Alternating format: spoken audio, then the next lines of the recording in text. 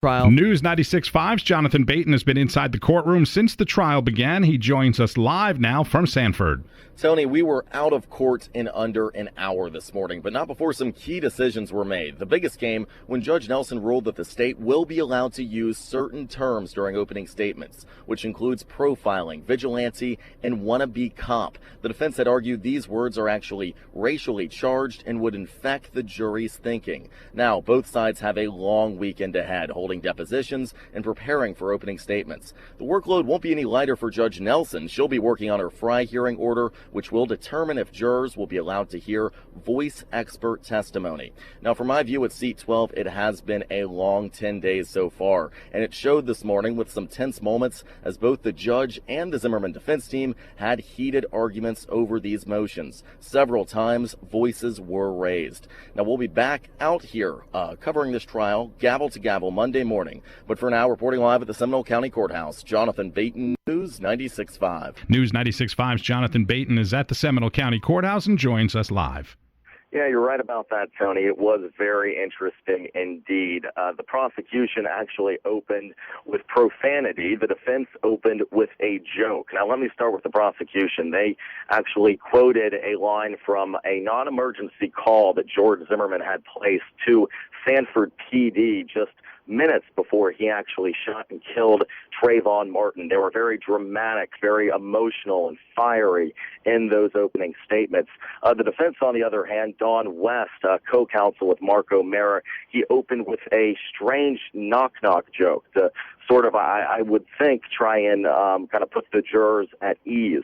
But no one laughed on the jury. One juror cracked a smile, and everyone inside the gallery was quiet as well, and everyone was kind of taken aback by that. Soon after, though, he kind of got into the groove. He was sounding very academic, almost like a professor of sorts. But pretty much at the heart of this, like we've known for a long time, it all depends on who was the primary aggressor in this case, and both sides talked about witnesses. They will be calling to the stand for the jurors to determine that. And we're going to be in the courtroom as the defense continues their opening statements later this afternoon, and we'll tell you what they say later on today.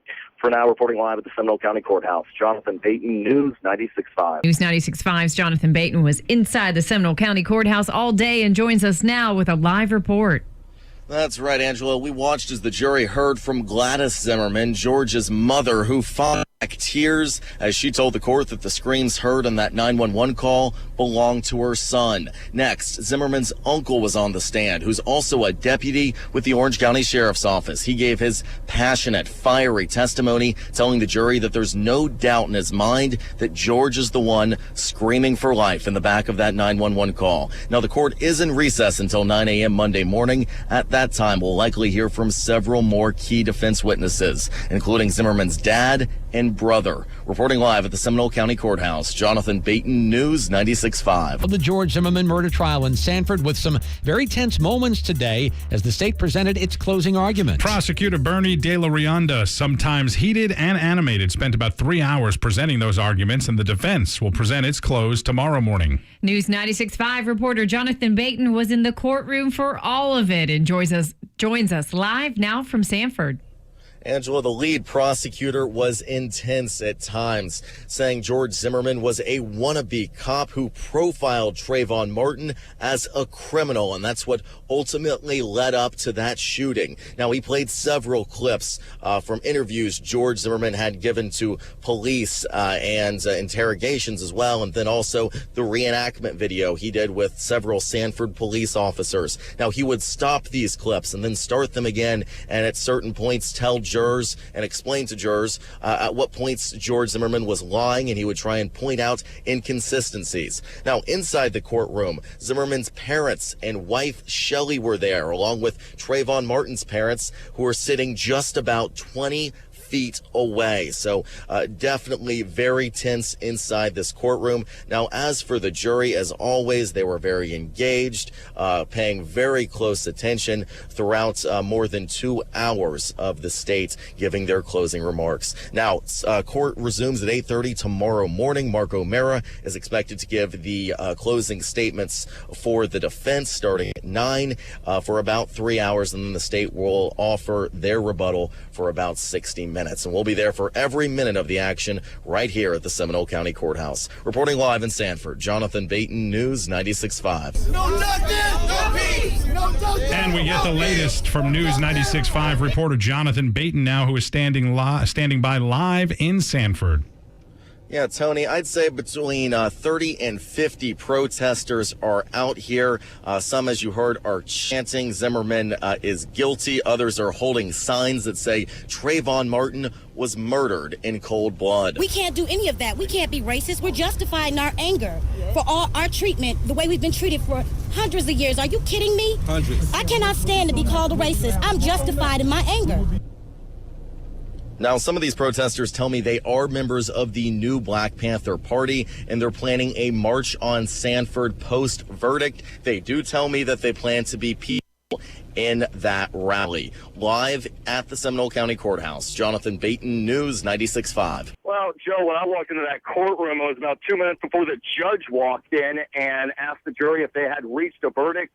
As we know, they said yes, and it was just so straightforward. It was just a quick, not guilty, that's it. You're a free man. You have no more business left with the court. That's exactly what Judge Nelson told George Zimmerman. As soon after that verdict was read, Zimmerman's family, his wife Shelley, his parents, his cousins immediately embraced each other, kissed each other, were very emotional. Now, on the other side of the courtroom, Trayvon Martin's parents were not there. Their attorneys were. They showed very little reaction, but just an incredibly emotional moment. And I think everybody in that room they knew just how big that was. And then as we were walking out of the courtroom, no one was saying anything. Everyone was still so stunned, not necessarily because of the verdict, but just because of the gravity of the situation. And that continued even in the elevator coming down. You're absolutely right, Joe. Judge Nelson told him, we're going to cut that GTF off. Your bond is no longer even an issue, and you're going to walk out of this courthouse a free man. Now, will he walk out the front? Will he walk out the back? Likely he will walk out a back door or a side door, heavily guarded with security, with bodyguards, because I'm looking at this crowd right now with protesters or demonstrators, whatever you want to call them, and they're pretty riled up. They just apparently spotted Zimmerman just seconds ago walking across this fifth floor hallway that's right next to the windows, and they were screaming and pointing up at him, screaming, there he is,